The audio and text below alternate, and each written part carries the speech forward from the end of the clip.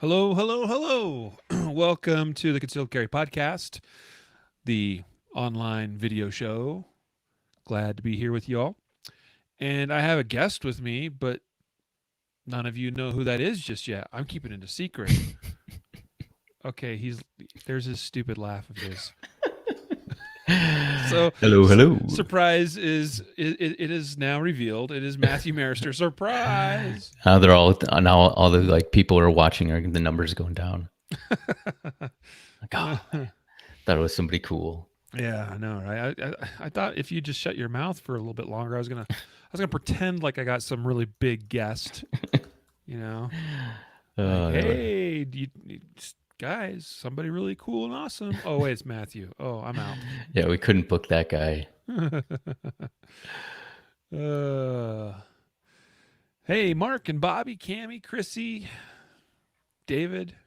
I skipped over that Matthew guy. He creeps me out a little bit. I think he's stalking me. Everywhere you go, man. Seems like the Facebook's working and the Googles, YouTube seem to be working. That's a good sign. So I'm liking it. All right. Today's topic is 380 becoming obsolete. That ought to be conversation provoking. I like it. It was your idea. Right? Yeah. If anybody hates that, that's me. That's me. Right? Vince says we should have him on the show. I agree. Okay, Vince. You know how to reach us. You should know our email. It's in the show notes every episode. What's up, Jerry? Brendan on YouTube. Thanks for watching on YouTube. Would love to see that YouTube audience grow. It's still relatively small. Hey, Sam and Tara Lynn. Nice to have you. David wants to ask Matt if he compared the Type B to the P10C. And I was just, I can only type with one hand, so I'm a little slow right now. But I don't have enough time with the P10 to give you a reasonable review or comparison between the two. But maybe I'll get one in the future. I don't know. The P10C is it's a fine pistol. All right. Yeah. I don't have a ton of time either on the P10C. I've shot them, but it's kind of like my experience. I mean, you've put a lot of rounds to that Type B that you've got, which I'm jealous of. I've put a couple of mags worth through a Type B over the last couple of years, so nothing to really get excited about. But here's the thing: you either like a gun or you don't like a gun. Beyond that, it really just comes down to does it work? Is it reliable? Is it durable? Almost nothing made these days is in what I would consider inaccurate, at least from defensive handguns, which don't have that high of a standard of accuracy to begin with, right? But most of them are more accurate than the shooters that are shooting them anyway to begin with, so that's a non-issue. So do they work? Do they function, right? So yeah, I mean, Yeah, and that's one of the things, right? Like that's why it's so hard to compare guns to like a Glock 19 or Smith and Wesson. I mean, because they've been around for so long, they're reliable, and so many people shoot them. There's so many aftermarket products and stuff that even when other guns come out, it's hard to get juiced up about them, right? Because they just don't have that track record, I guess. So, but yep. So I mean, you compare the Type B to P10C. It's like, yeah, okay, one's got a grip maybe that somebody likes better than another. Maybe one's got a better trigger than another. I think the P10C probably wins a little bit on trigger, but the Type B is not a bad trigger. yeah, Just like the P10C has a better trigger than a lot of things out there, but it's all subjective, and some things are not as important as some people make them out to be. In fact, we're going to kind of talk about a couple. That's a nice little segue into our topic today. Again, today's episode title is 380 Becoming Obsolete? We'll kick off the official recording of today's show here in just a moment. But this is going to provide an opportunity for us to talk about a few things including one thing that I want to talk about is like the size of handguns and fit to your hand. All right, and so I've got some thoughts and ideas about that. And we'll explain how that all relates to the topic of is the 380 becoming obsolete. But anyway, so by the way, I have exciting news for you all. Check this out.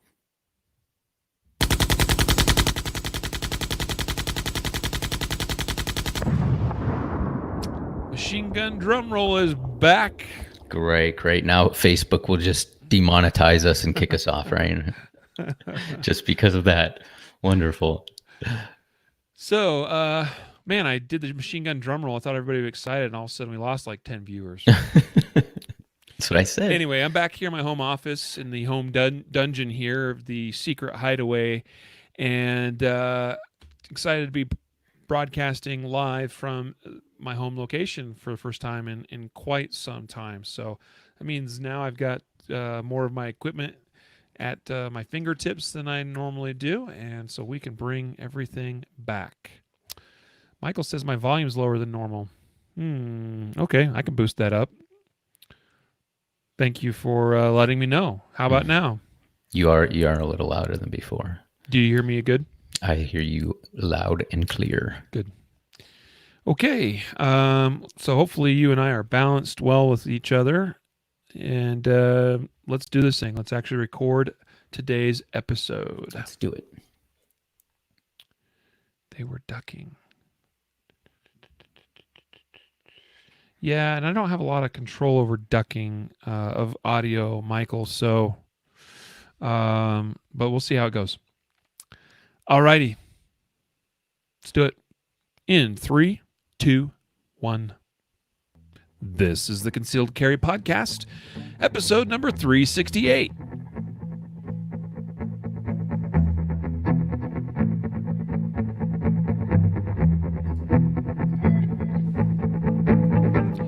And welcome to the Concealed Carry Podcast, part of the concealedcarry.com network. I am your host, Riley Bowman, and I was barely able to get the words "Welcome to the Concealed Carry Podcast" out of my mouth. Whew, that was a close save there. It must be because I brought my lucky charm with me today, and that is Matthew Marister. Hello, Matthew. It's a shocker that I'm here with you, right? Jacob had some things going on this morning, and so I think he is actually back to his home office now, but didn't want to distract him too much further from other things he's got to do. So you got stuck with Matthew for the day, folks. Sorry about that. Sorry, guys. Today we're talking about, is the 380 becoming obsolete? I'm really curious to hear Matthew's thoughts on this because he actually proposed the topic as an idea. So apparently Matthew thinks the 380 auto serves no purpose on planet Earth any longer. Everybody should just carry 9mm. Okay, I'm not. I'm really throwing you under the bus, aren't I? Somewhat, but it's all good. No, actually, so I'm looking forward to talking about this because there's some opportunities to talk about. I've got a couple different ideas about some things to talk about relating to handgun size, fit to your hand, how that relates to concealability, and different calibers. So, but we're going to use this as an opportunity to talk about if the 380 is something that is even relevant anymore. So, should be fun. Today's episode made possible, brought to you by, we are so proud of having this sponsor on our program as a supporter of this program, and that is CCW Safe. CCWSafe.com is where you can find them. And of course, they are one of the finest concealed carry self-defense coverages out there. Now, we work really hard at concealedcarry.com to be a resource of all things concealed carry related and self-defense and whatnot. You can always go to concealedcarry.com/insurance and see how all of the major self-defense coverage programs out there stack up against one another. And you can see for yourself right there that CCW Safe is pretty awesome. And we were thrilled when they wanted to come on board as a sponsor of the podcast. I am personally a member of CCW Safe, proud to be so. And they do amazing, remarkable things So I would just encourage you to at least give it a look, see what you think, see if you like it, and if it's the right self-defense coverage for you. Also, today's episode brought to you by the concealedcarry.com online store. And I wanted to point out that recently our menu has changed a little bit for the online store. So if you go to our site, concealedcarry.com, and you hover your little mouse or you tap on the shop button on the menu, you'll see that that format there has changed a little bit. Hopefully it's become a little bit easier to use, a little bit easier to find some of the things you might be looking for. So pretty excited about that. And along with that, I wanted to highlight the fact that we are super proud to have brought on board a new holster manufacturer that we now sell their holster in our store, and that is Keepers Concealment. So yeah, we've had Spencer Keepers on the podcast before, and we love his product. Super excited to bring them on board as an online retailer of Keepers Concealment's fine holsters. Some of the best, if not the best, in the industry. Not exactly your cheapest holsters out there, but if you're looking for the best, I would encourage you to give a look at Keepers Concealment. We have both the original Keeper holster and also the Keeper Light. So check them out. Available in our online store, and you can navigate there pretty easily using our newly tweaked and improved menu for the online store. There you go. So, again, we're talking today about, is the 380 obsolete? Is it? I don't know. Guess we'll have to figure it out. Matthew, you were just chatting with me 15 minutes ago. Tell me how, 380, toss it out. So it's a dead round. So here, I'll start it off. Okay. So I'm going to tee up the 380 argument or conversation here. So we were coming up with some topics, and something that was on my mind over the past, I don't know, month or so, is that with all the new real high capacity small 9mm guns like the Hellcat, the 365, what's the Taurus G2C1 or 2 or whatever it is, where you have, capacities of 10 rounds, 11 rounds, 12 rounds in a firearm that's, pretty much the same size as your Glock 42. Mm-hmm. You have vast amount of or higher capacity, and the round itself is cheaper, right? And so for me, and the 9mm performs a little bit more consistently, I think, penetrating wise, than the 380. So it got me thinking, like, with all these newer guns coming out, is the 380 on its way out? Is it becoming obsolete because the benefits of the 380, a lower capacity, lower performing round, with these new guns, is the 9mm going to surpass that? And for me, I mean, there's nothing wrong with the 380 if you own one, and I'm not saying, get rid of your 380, it's garbage. I'm not saying that. I'm saying in the future, is that the way of the future? Mm-hmm. Yeah, and actually, so you make some good points, and actually, Cammie here, I've shared her comment on the video stream of. She says there's plenty of 9s in the same size. And that's the thing, right? Like, I was just on the podcast last week with Dave Spalding talking about ballistics and what he's learned through the years about handgun ballistics. And, I think I made the comment last week, something to the effect that today's 9s are like yesterday's 380s, and today's 380s are like yesterday's 32s and 25s. Meaning that the guns have gotten smaller and smaller and smaller. Some of that has to do with more advanced computer modeling and engineering, being able to do things. I mean, people don't realize that at one time, engineers making or manufacturers designing a firearm, I mean, they would draw some things on paper, but you can only go so far with two-dimensional drawings on paper. Like, well, I measured this, and we drew this to scale, and okay, that looks like that's going to work. And then you go and you build a prototype, and you find out it doesn't work, probably most of the time. And you make some tweaks, and and before you know it, you're really kind of probably deviating quite a bit from what you drew on paper. Because as you get in the real world, you realize, oh, I got to make this tweak and make that tweak and do that thing, and and to make all this stuff work the way you think it's supposed to work. Now we have 3D modeling and have had for some time, but it's really resulted in I think a big change in how today's design and engineering is done, because and plus with experience like what we have in today's world too, with the design, the modeling, CNC machining, and so forth, we have a pretty good idea of what works and what doesn't work before we even build it a lot of times, because we can model it in 3D, and the modeling software is actually capable to go, to actually show that how all the different parts interact with each other, and can actually simulate the trigger being pressed to the rear, a safety being disengaged, the round being fired and going through the barrel, and everything cycling, and everything, and we can apply different parameters to recoil springs and trigger striker or hammer springs, and the springs even in the magazines. It's like, my point being is that there's that aspect where it's made it a lot easier for things to be designed, built, prototyped, all of that. Plus, modern manufacturing materials are better. We look at like aluminum, even 7075 aluminum, a really high grade aluminum that didn't even exist a number of decades ago. We've got really nice high quality high grade steels.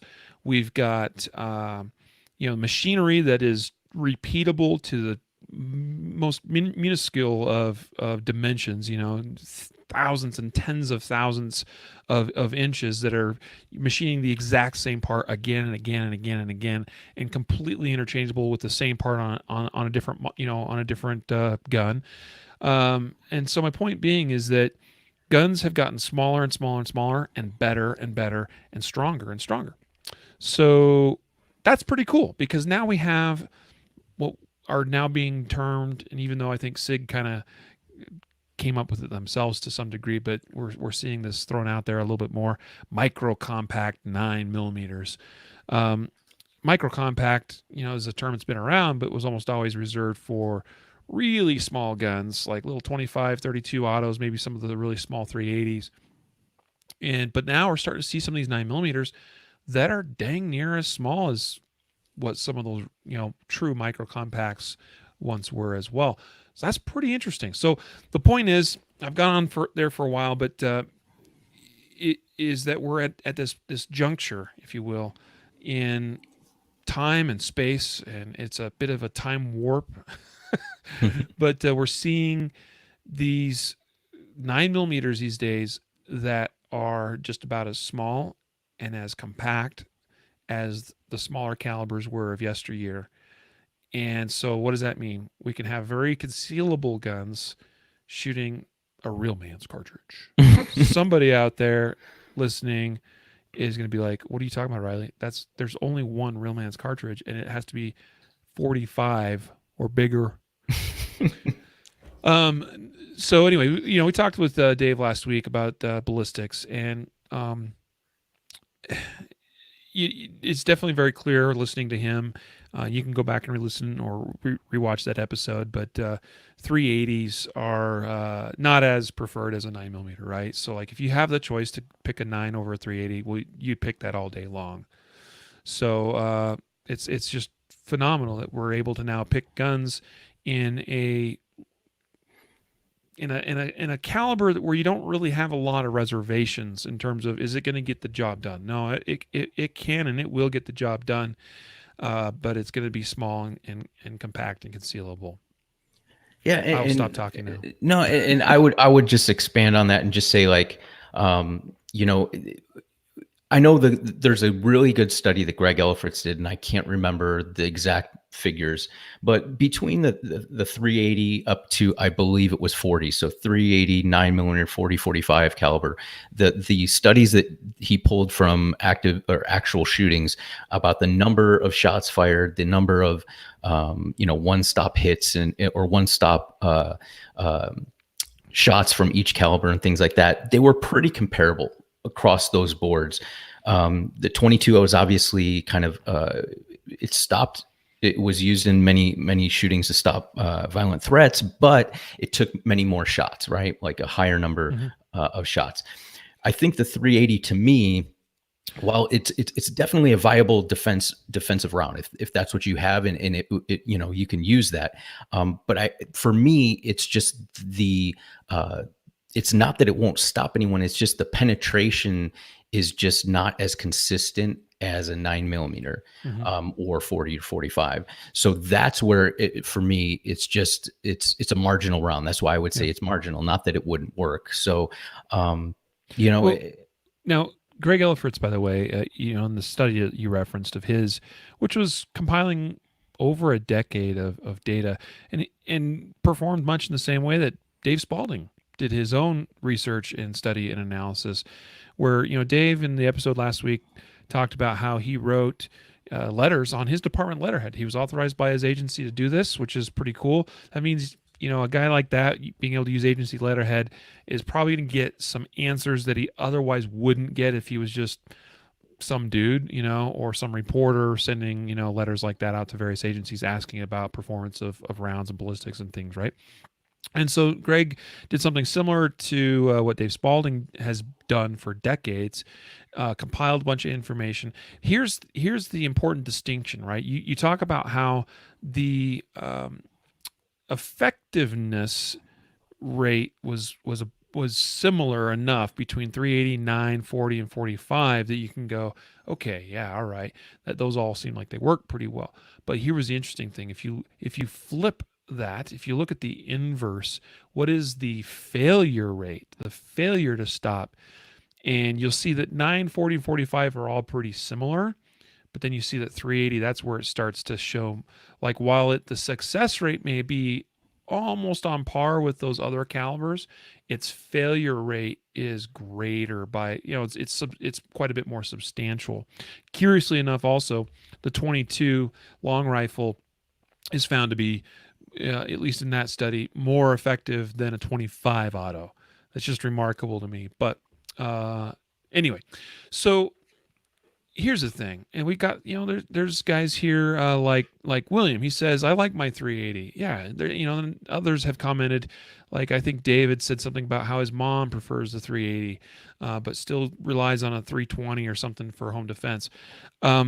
So there's nothing wrong with a 380, and certainly you can get the job done. But there are some statistics out there that would suggest that it works, it works pretty much just as well as a lot of those other calibers, but there are times where it fails when maybe a 9 or a 40 would not, and that is important to note. So, is the 380 obsolete though? I am seeing less and less 380s on the shelves. So let's approach this real quick from just like from a sales standpoint, Matthew. As I frequent local gun shops and stores and things, and I just stopped in one the other day, one that's close to my home here that I stop in at fairly frequently. I just like to kind of see what they have. There are a lot less 380s on the gun store shelves these days than there were 10 years ago. 10 years ago, you didn't have a lot of these micro compact, whatever we call them, 9 millimeters, like what we didn't have them, at least as prevalently.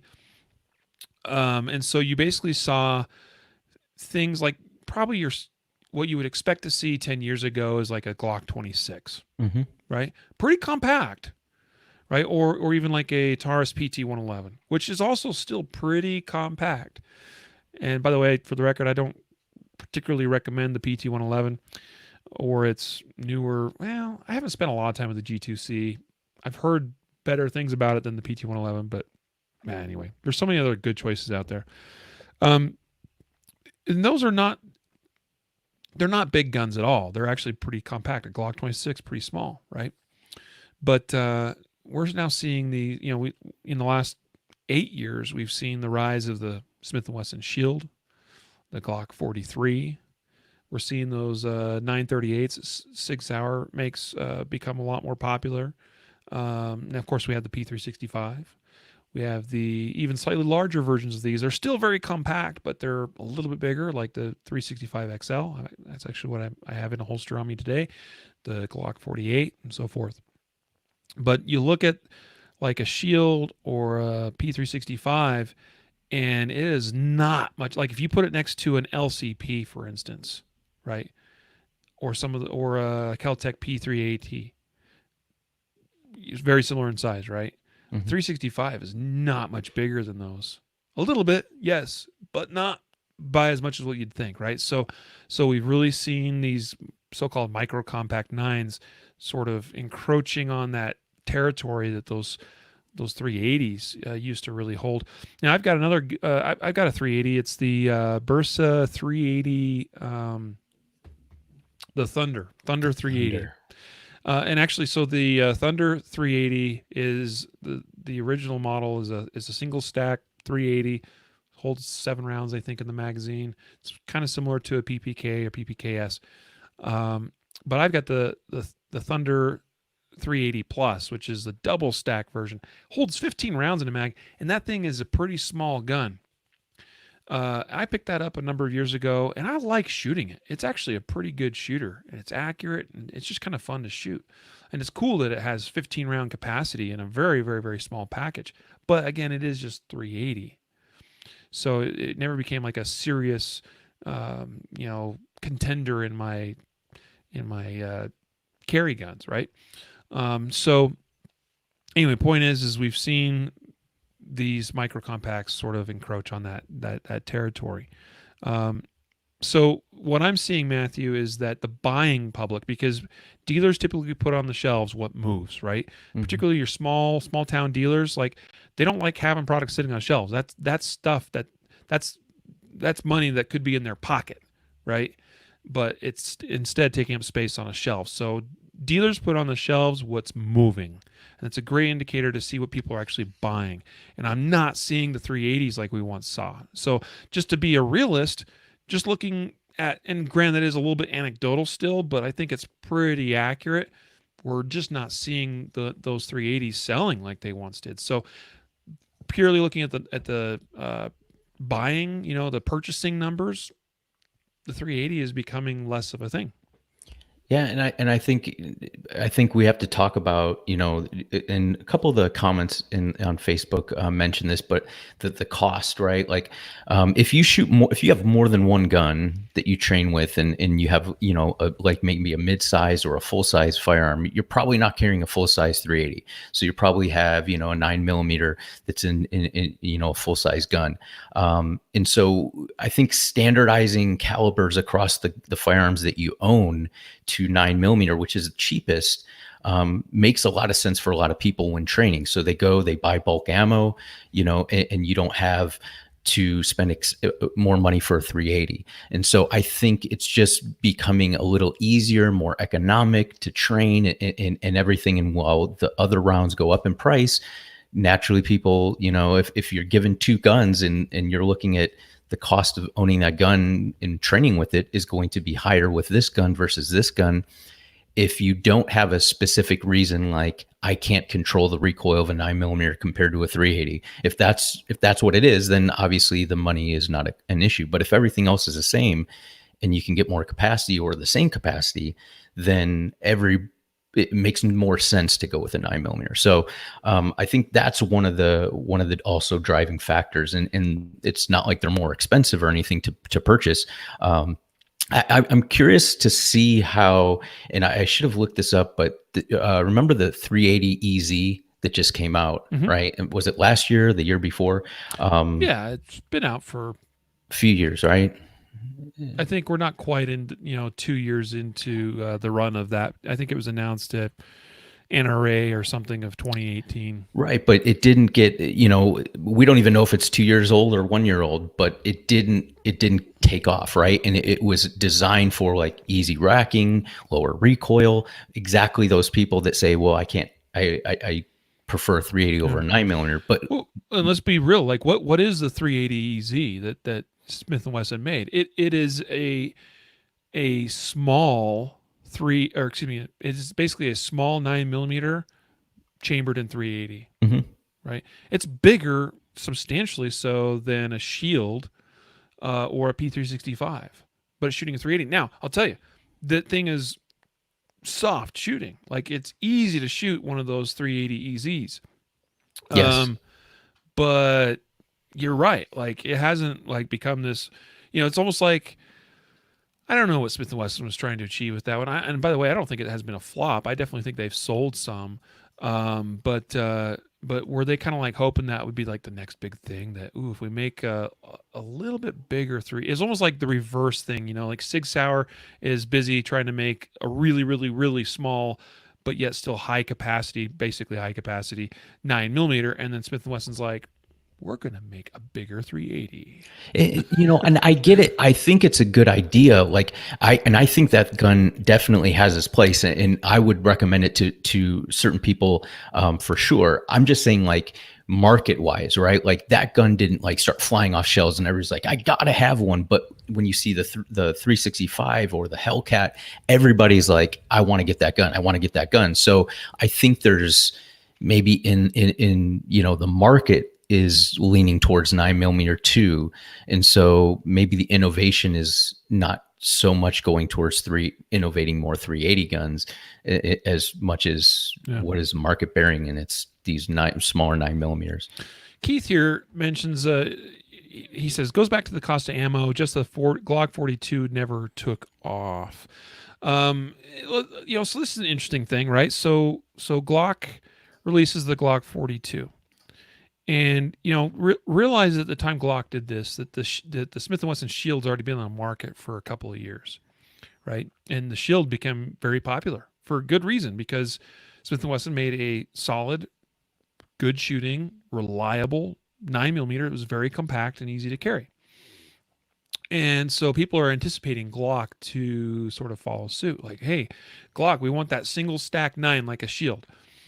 And what does the Glock do? Glock releases the Glock 42, right? 42 became before the 43, because that's how Glock numbers their stuff, right? And so people were like, Glock, it's not exactly what we were looking for, And by the way, there were some release hiccups with the Glock 42. Glock released the 42, and almost right off the bat there was I think there was something to do with the recoil springs or something. I remember they had to fix some problems there.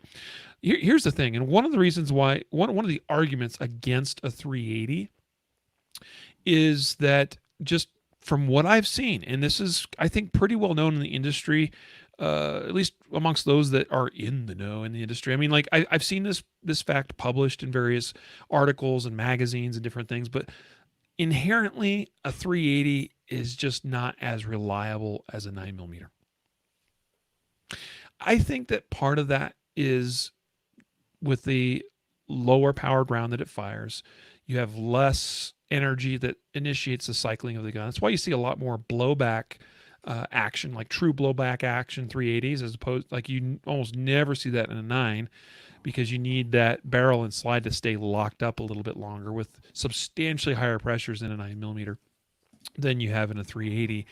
And so what that means, you have lighter recoil springs. Yep.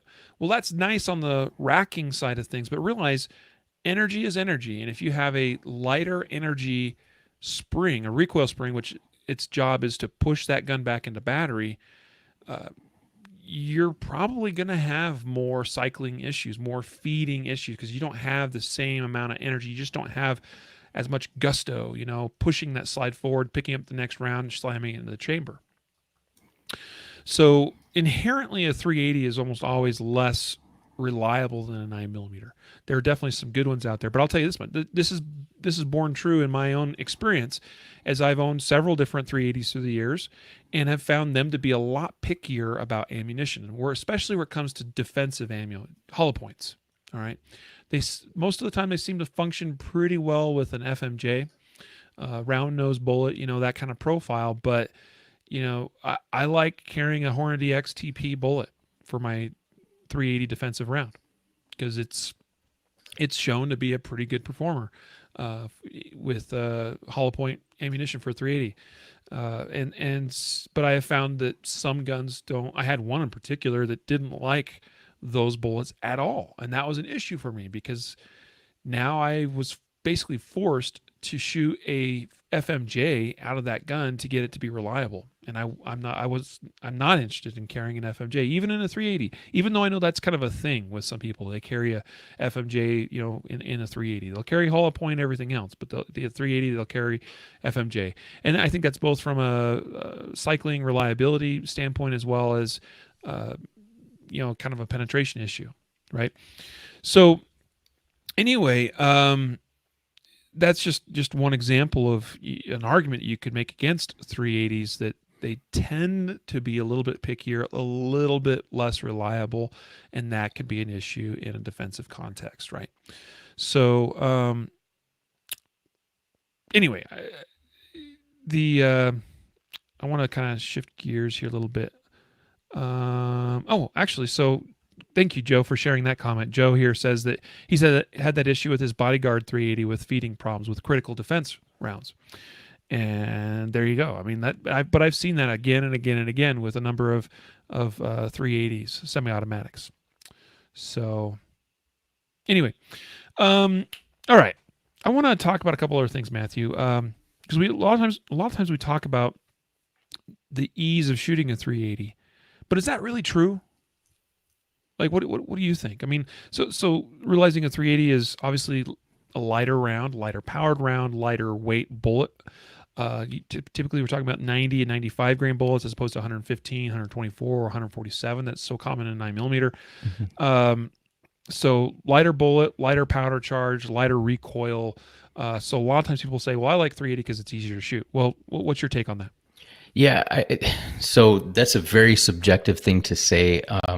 There's so many factors that go into it. Many of the times people will say, well, a 380 feels snappy to me.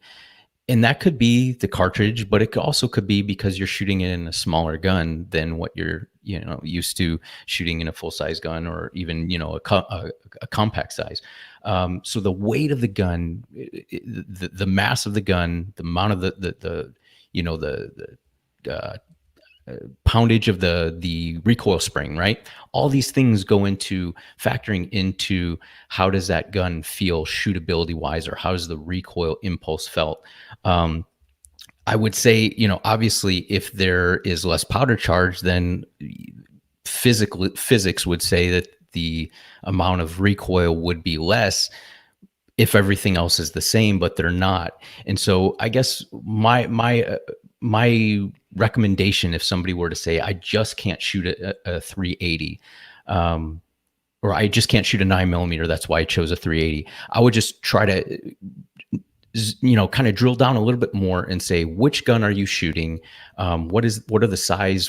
What is it that's causing you to suffer? Is it the recoil itself, or is it your grip? Maybe your grip isn't, you're not gripping the gun well enough to be able to manage the recoil. And once we fix that, then you can handle a 9mm. Maybe it's something arthritic, or you have an injury, and that may be something different. But I think for the most part, if you're doing everything right and you can grip a gun and you can shoot a 380 decently, if your grip is good, you should be able to shoot, a similarly sized 9mm, because it's really not that much difference, especially if you're shooting, 147 grain ammunition. I don't feel that recoil impulse is that great in a 9mm. I just don't. I will say that if you shoot a 9mm, like the 43, I find to be to transfer recoil a lot more than the 365 or even the PPS that I kind of compared those three. That's what I found. But even amongst 9mm in handguns, different handguns of similar size, it feels different. So I think sometimes we paint ourselves into a box to say, well, this caliber recoils more than that, therefore every 380 I can shoot and no 9mm can I shoot. And I just don't think that's the case. So, having had that 380 Thunder Plus or whatever, Thunder 380 Plus, you know what I'm talking about, Mm-hmm. double stack 380. It's a little bit bigger gun than some of the other 380s out there. There's a little bit more weight to it. It's a metal, it's an aluminum framed gun with a steel slide, and it's a double action. It's got more parts in it. So it's a little bit more substantial of a 380 than say like an LCP, obviously. And so the reason I'm bringing this up is having had that and shot it a number of times. I've put hundreds and hundreds of rounds through that thing. It definitely is a soft shooting gun, right? So here's the thing, right? If you take a if you put a 380 round in a P365, it would feel, I think, substantially softer. Now, maybe your average shooter might not feel it as much. I would definitely notice it. All right, I'd be like, "Oh, hey, that's soft. That's cool." I noticed a huge difference in shooting the Federal Syntech 150 grain bullet in my 365. That's a 150 grain bullet, but it's a very softly, it's a lightly loaded bullet. It's intended for competition use compared to shooting a full powered 147 grain or even a 124 or 115 grain. Big difference. So I think a 380 would be a lot different. But that's true if you're shooting that in a larger platform that's more akin to a 9mm gun, right? The thing is, a lot of the 380s we see are smaller, thinner, lighter, like an LCP. Earlier I compared a 365. It said it's not that much bigger than an LCP. Well, you put them side by side, they really don't look that. It's you start putting like a micrometer or measuring tape on them, you're like, oh yeah, that's pretty bit different. But just side by side looking at them, they don't look that much different. But I will say as much: you shoot an LCP, it's not an easy gun to shoot. It's not an easy gun to hang on to. No. There's not a lot to hold. It's got a very short grip. It's pretty thin. Particularly for somebody with a large hand, it's kind of awkward to hold on to that thing and shoot it. That's the thing, right? Is that most of the time your 9mm are a little bit more substantial, more to hang on to, weigh a little bit more. The recoil is more appropriate for that size of a gun, and then we go to a 380 and we shrink everything down, and so it's not going to really accomplish much because we're, yes, it's a less recoiling round, but it's a smaller, lighter weight gun, so you're really not gaining anything there. I would be intrigued, though, to see a 365 chambered in 380. That would be interesting. Now, we do have an example of a Glock 42 and Glock 43, and you mentioned this one in our pre-show chat, Matthew, that the 42 and 43 are not that different. I mean, they are. The grips are the grip is a little bit smaller and thinner and shorter from front strap to back strap on the 42, but it's not that much different, right? So, although I have not really spent a lot of time with a 42 and then also compared it to a 43, so I don't really have that comparison personally to be able to make. So it'd be interesting to try that sometime and see. But here's the thing: it still comes down to that already in a P365 or shield-sized gun or 43. We're already kind of getting to that point where the gun is becoming small enough that it's a little bit challenging to get a really solid grip and be able to shoot and control it well. When we shrink the guns even more, as is so common in the 380s, we're just making that more difficult. And so what I wanted to talk about is about fit of gun to shooter, which, by the way, I think is overrated. I think so often I see comments all the time like, just shoot or carry the gun that fits you the best. And I think sometimes people are thinking in like a generic sense, like, that fits me the best, like fits me in a variety of ways. I think some people are actually talking quite literally that, like, what fits your hand and what feels good in your hand the best. I think that's a very overrated characteristic about how to choose a gun personally. But I do think it's something that should be considered, absolutely. Now, we get to a point, though, we make a gun so small that it does substantially increase the challenge of shooting it well. I talked about I don't remember if it was last week's episode or if it's another time, but I know I've talked about shooting a Ruger LCP at a plate rack at like 25 yards and trying to go, I think it was a 6 plate rack, and trying to go 6 for 6 at 25 yards with an LCP. It is hard. It is really challenging. That's why I did it, because I was like, I was kind of bored, and I was like, hey, this would be a fun challenge. We were at this event, and ammo was free, and like, hey, cool. Like, I don't like shooting a ton of 380 because it is more expensive than 9. So sweet, I'm just gonna mess around and try to clean this plate rack with a single magazine, and an LCP. I don't think I was ever actually able to do it. Now, there's a couple factors there. And so let me point this out too, that these are knocks against a 380 as we commonly see. So an LCP has terrible sights. It's hard to get a really good sight picture for a very precise shot like is required for shooting a plate at 25 rounds. So sights are crappy. Number 2, gun is kind of small and doesn't fit in the hand very good, so a little bit harder to manipulate the trigger as well as I'd like. I can do it pretty well because of practice, but it's more challenging than with a more properly fitted gun, right? So the trigger's challenging. Number 3, the gun recoils, and because it is smaller and the smaller grip to hold on to, that things move a little bit, and it's just harder to maintain that grip and have that same consistency from shot to shot to shot to shot. So that further enhances the difficulty of being consistent and being able to clean that plate rack 1, 2, 3, 4, 5, 6.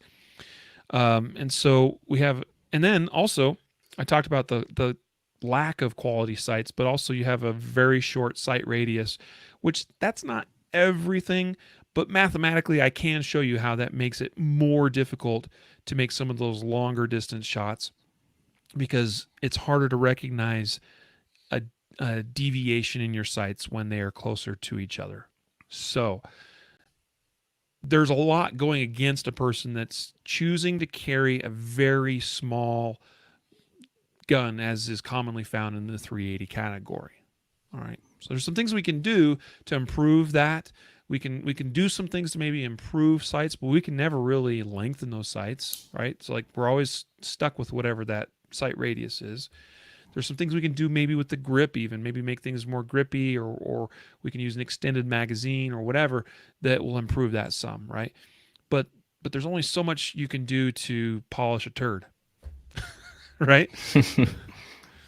So I think there are reasons. I think for a long time people chose the 380s, Matthew, because wow, I'm looking for something that's really compact, that's easy to carry, that doesn't print very very easily, and they felt like I either got to go with a Glock 26 or I can go with this LCP, right? And now we're seeing again that bridge is being crossed, and we're finding solutions, and people are astute to know that that gun is a little bit bigger but still very small, so I can conceal it, but I can shoot it better.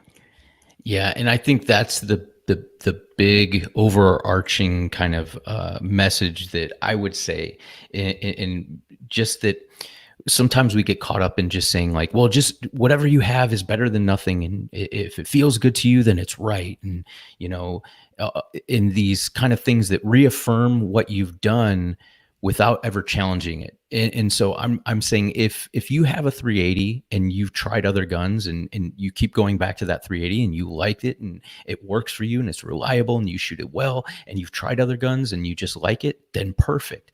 But I just see far too often that people come to the range and it's their first gun they've ever bought. And I said, hey, well, why did you pick up this LCP? And they're like, well, my husband gave it to me, or the guy behind the counter said, this was good because it's small and it's 380 and I'd be able to shoot it well.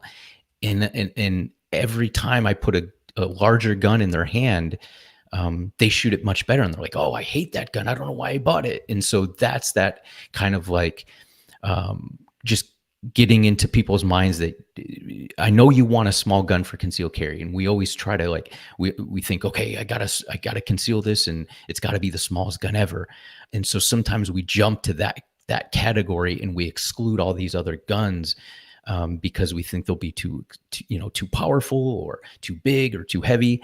And it just takes a little time of getting used to other calibers and getting your technique down and getting a good, being able to firm up a grip that before you're like, I couldn't handle a 9mm, but now that you've tweaked your grip and now you have a good grip, now you can totally handle that gun. Mm-hmm. And so Yep. that's just I'm always kind of saddened to see people purchase guns and then get locked into that, like they have to stay there because that was their first gun, and now they just kind of continue to reaffirm like, oh, it's better than nothing and this and that. But if you gone out and you tried it, like Diane, you've tried different guns and you keep going back to that gun, absolutely. I mean, I'm happy that you're training and you've found something that works for you. But if you haven't done that and you have an LCP and you just don't like shooting, you go to the range and you shoot a box of 50 and you leave and your hands are done and you're like, I didn't, then try something else. Go get some training and shoot some other guns and see that there may be something else out there that suits you well and even better than what you have. Yeah. Yeah, you referenced Diane there, and she'd commented here talking about, she's tried some of these other guns, like a 365, a 938, and a few others, and didn't like them. And then she talks about how her grip, she's older, and probably doesn't have the grip strength that she even once had, or certainly doesn't have the grip strength that, a strong, middle-aged or younger than that, male would have, certainly. But I wanted to just kind of touch on something really quick here, that recoil control or recoil management is really more a function of technique than it is strength. Strength is helpful to have, and certainly it can enhance, right, already good technique. But I've even seen people that have they have strong hands, but because their technique sucks, they don't have that great of recoil control. All right, so let's be clear about that. Grip strength is not everything. It's really an enhancement. Technique is really where it's at. And I can show a shooter with not that strong of hands how to apply correct technique and dramatically influence their ability, improve their ability to hold on to that gun and to control that gun. All right. So Diane, that I just want to make sure that's clear, that I'm hearing what you're putting down, and I definitely am not saying like, hey, if you found a gun that works for you, that you're comfortable with, that you shoot pretty well, then like that's great. But it also probably sounds like there's still some learning and some development that can probably occur as it relates to some of the technique that you're using. The gun is just a tool, and this was something I was thinking about before we even began recording. Matthew, is the gun is just a tool, folks. And I kind of started going down this path a little bit ago, talking about fit of gun to hand and that sort of thing, and these comments of choose the gun that fits you best. And like, okay, I get that to an extent. Like, I get that people pick up a HK VP9. They're like, oh, it just feels so good. Like they contoured the grip. It like feels like it's, it was designed for my hand. It molds to my hand. It just fits my hand so good. All of that is fine and well, but after having been exposed to a lot of guns through the years and shot a lot of different guns, it comes down to what I was just talking about a moment ago. Technique far outpaces the actual tool, or as I mentioned a minute ago, your grip strength. Okay, technique is more important than the actual tool. I can shoot just about anything, any gun, any size you put in my hand just fine, because at the end of the day, it comes down to holding that gun still on target, pressing the trigger so it doesn't disrupt that alignment. That's it.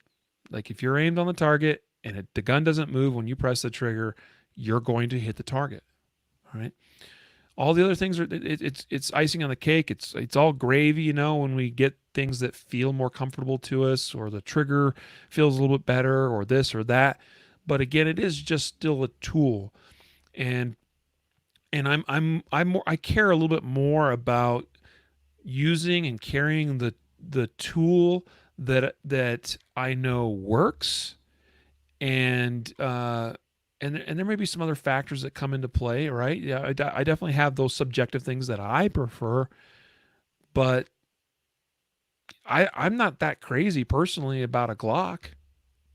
I'm not that crazy about its ergonomics. I'm not that crazy about its trigger or how it fits my hand. But yet I've carried Glocks for a long time and shot thousands and thousands of rounds through them. And that was kind of the thing. I think that's what started opening my eyes, Matthew. Is I was like, wow, I actually shoot a Glock pretty well. Like that was kind of a surprising revelation to me, that I thought, that it was challenging to shoot a gun that didn't fit me or didn't feel good, and a Glock didn't feel good in my hands.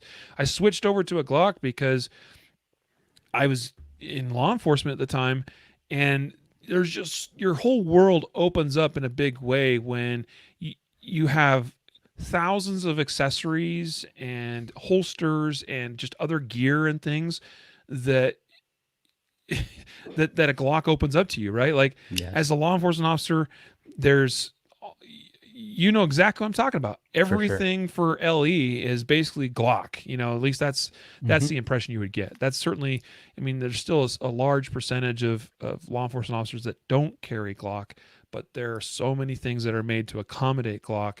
And that's kind of why I was like, maybe I should just bite the bullet and jump in, because it'll be so much easier to find a holster. It'll be so much easier to find this thing and that thing.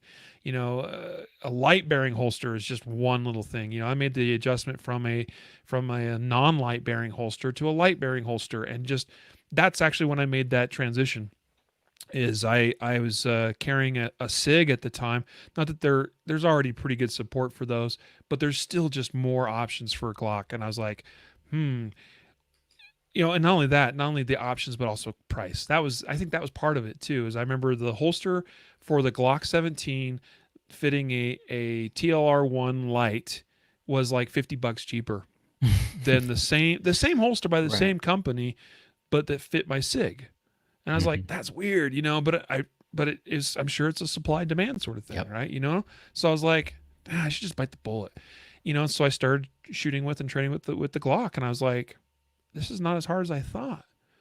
And it's partly because, not to toot my own horn too much, but because my technique and my skill had gotten to a point where the tool didn't matter as much anymore. And the thing is we put way too much comfort and faith in the tool and how it feels and how it fits and how it looks than we really should. Like, we think, oh, I made this change from this gun to that gun, and I suddenly got a lot better. Sometimes, but that's not all attributed to the gun, unfortunately. So anyway, we've been going here for a little while, so it's easy to lose track of time. Anything else you want to throw out there, Matthew? I mean, 380s. No, I mean, I think we teed it up. I think we've sufficiently angered enough people. No, I'm just kidding. But yeah, I mean, it's a controversial content piece. Every time you tell somebody, "Hey, we think something's obsolete" or that. But again, Diane, they're not going to stop making 380s. They'll still make 380s, Yeah. right? But it was just something that was on my mind as far as the proliferation of these newer 9mm guns, and so I would challenge you guys, just if you shoot a 380, you love a 380, and you've never shot a 9mm, if you shot 2 rounds at the range and thought, oh, I can't do that, do it again and try. Work on your fundamentals, get some good solid fundamentals, and then go and shoot a 9mm and see if now it's a little bit different, and you may surprise yourself, and the world will open your eyes to a whole bunch of new guns that are pretty cool. Yep. I will say this much: I was actually pocket carrying the LCP2 the other day. Uh, you know, I carry a 380, particularly pocket carry, once in a blue moon. But there are still times that come up. I'm like, this makes the most sense for what I got to do today, and how I'm dressed, or that sort of thing. And so I just want to point out that 380 is not going away. Just like 40 is not going away. It's Right. definitely seen a big retraction in the market, but it's not going away. 380 is not going away. Those guns are not going away. Um, it's becoming a little bit more challenging, I think, to justify one of those guns because you can still pocket carry a 365 or a 43 pretty easily too. Well, maybe not some of you can. Not me. Some of you, like, you look at my pants next to Matthew's pants. I got these massive pockets. Yeah, I got small hands, small pockets, right? Small dude. Matthew almost fits in the palm of my hand. I want folks to get the correct image here. You know that if you guys seen Ace Ventura, isn't it like when that dude's in the backpack and that little dude yeah, jumps that's out? right. Put you in my backpack. No, but so the caliber and the gun still has a purpose. But it's I find myself needing that a lot less than I used to. So and I think that's a good thing because actually it just means we have more options, and we have a greater ability to find just that right tool. I know I just talked about how the tool's not as important as what people might think it is, but it is still nice to have those options. Options are always a good thing.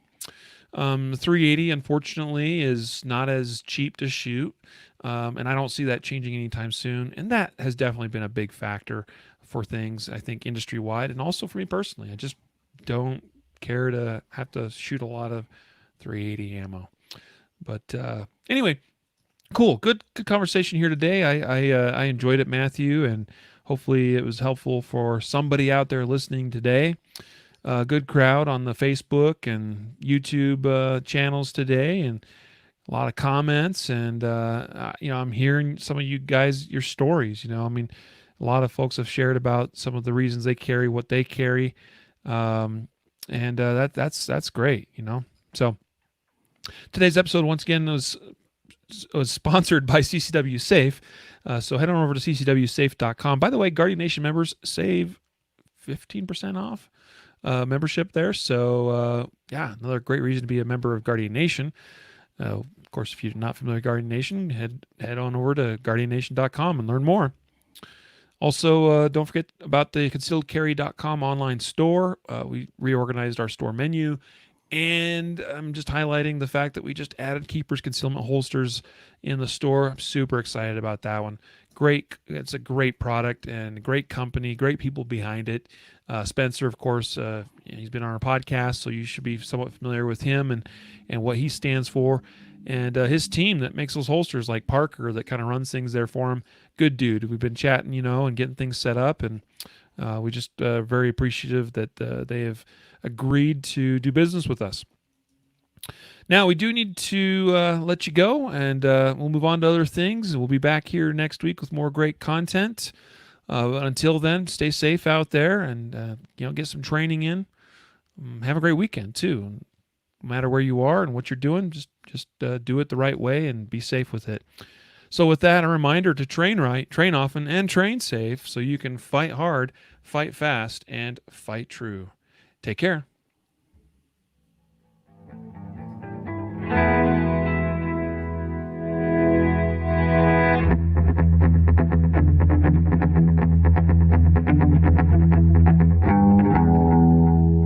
A reminder that laws vary from place to place, and we encourage listeners to seek local legal advice to understand applicable laws.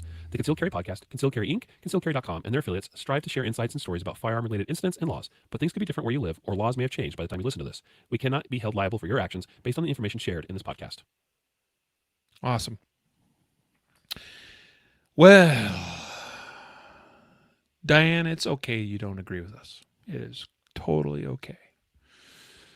I'm still right, but it's okay. I'm used to not being right, so Diane, that's totally good. Yeah. I'd love to shoot with you sometime, Diane. But I'll tell you, I've had people come to me and like, oh, I've been shooting for years, and I got trained in the military. I was in law enforcement even, and the technique is still just not quite there.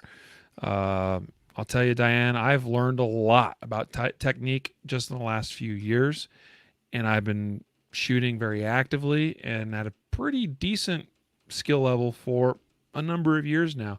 So you'd be surprised sometimes the difference little things can make. Anyway, we do need to do our giveaway for the online viewing folks. It used to be what we called Yes. our Facebook Live giveaway, but now we got YouTube too. So yeah, here's the deal.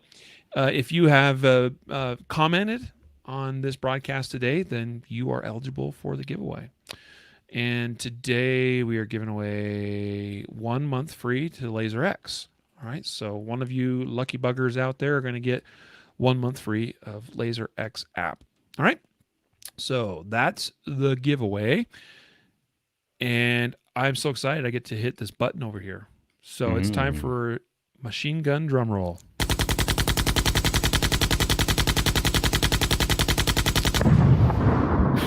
The winner is Joe Zywix. Oh, nice. Joe Zywix. Joe, get a proper name, buddy. I'm just kidding. That's awesome. Do you know Joe? Just from on here. Oh, okay. But he's always in there. Yeah. So, Joe, you do need to acknowledge and say you accept your prize. And then we'll have you message our Facebook page, and we'll get your information to get that to you. And actually, in this case, I believe we can send you the actual. There's actually a little card we can send you that has a access code on it. But we can just, if you're all right with it, we'll just email you that access code. Joe accepts his prize. Very cool. Yep. Awesome. Congrats, Joe. We're really happy for you. Here's the...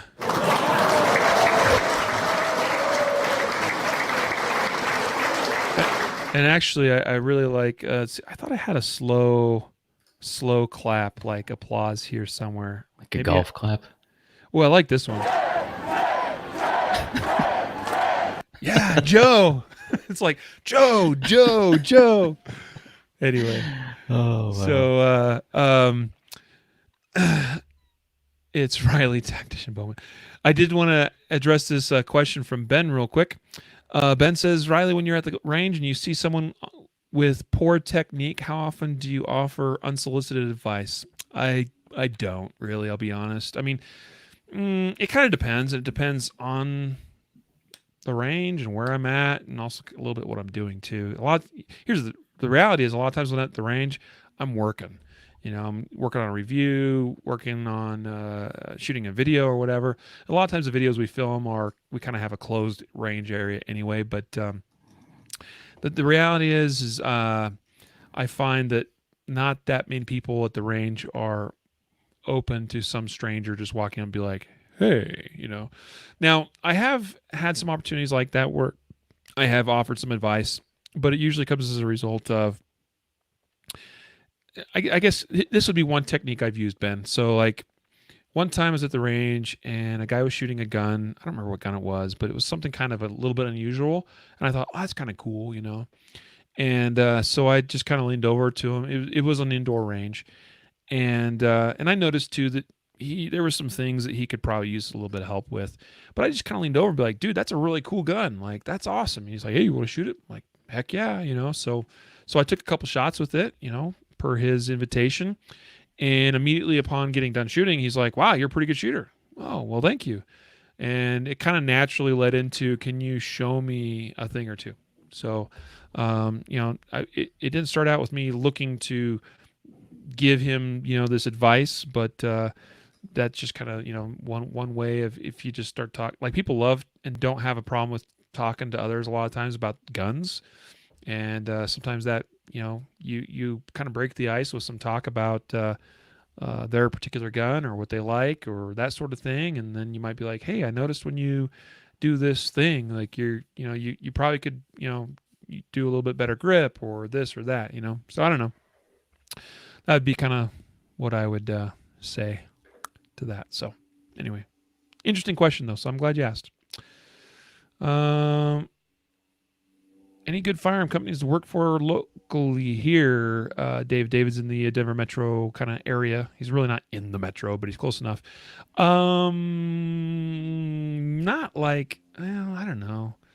Up north, David, there's a company called Phoenix Weaponry, and they make some pretty good stuff, and they seem like good people. Like that'd be something worthwhile looking into. Um, yeah, there's our company, but we're not hiring right now, so sorry, bud. Anyway, there's not a lot. I'm trying to think, like, who is in the area, like firearm companies. There's not a whole lot, surprisingly. There's a couple small shops here and there, but like gunsmiths and different things. Mm.